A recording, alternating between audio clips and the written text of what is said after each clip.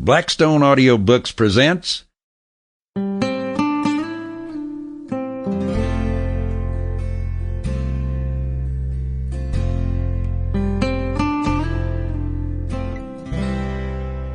The Call of the Canyon by Zane Grey.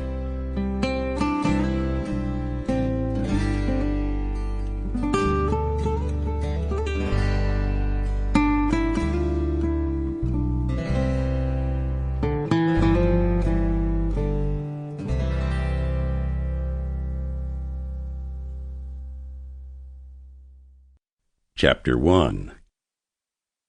What subtle, strange message had come to her out of the west? Carley Burch laid the letter in her lap and gazed dreamily through the window. It was a day typical of early April in New York, rather cold and gray, with steely sunlight. Spring breathed in the air, but the women passing along 57th Street wore furs and wraps. She heard the distant clatter of an L train and then the hum of a motor car.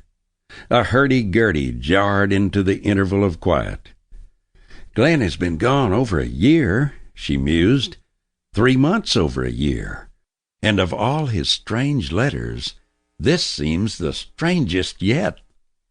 She lived again for the 1000th time the last moments she had spent with him. It had been on New Year's Eve, 1918. They had called upon friends who were staying at the McAlpin in a suite on the 21st floor overlooking Broadway.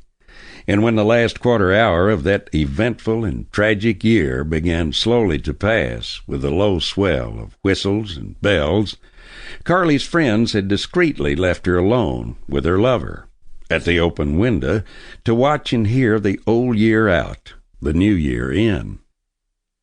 Glenn Kilbourne had returned from France early that fall, shell-shocked and gassed, and otherwise incapacitated for service in the army. A wreck of his former sterling self, and in many unaccountable ways a stranger to her. Cold, silent, haunted by something, he had made her miserable with his aloofness. But as the bells began to ring out the year that had been his ruin, Glenn had drawn her close, tenderly, passionately, and yet strangely, too. "Carley, look and listen," he had whispered. Under them stretched the great long white flare of Broadway, with its snow-covered length glittering under a myriad of electric lights.